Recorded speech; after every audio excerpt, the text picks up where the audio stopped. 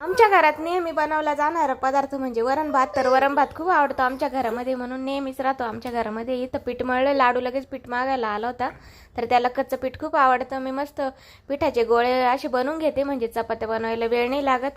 तर वरण भात बनवलाय, तर म्हटलं चला आज मिरचीचा ठेचाच बनवू. मस्त मिरच्या भाजून घेतल्या, लसूण भाजला आणि शेंगदाणे भाजले, दळून घेतले मिक्सरला आणि त्यावरती तेल टाकलं, जिरे टाकले आणि परतून घेतला परत. आणि कोथिंबीर भरपूर सारी टाकून घ्यायची, मीठ टाकलं चवीपुरतं, मस्त परत परतून घेतला आणि वरणाला फोडणी दिली. तर लाडू बघा कसा करतोय, त्याच्या नवीन नवीन ऍक्टिव्हिटी चालू झालंय आता.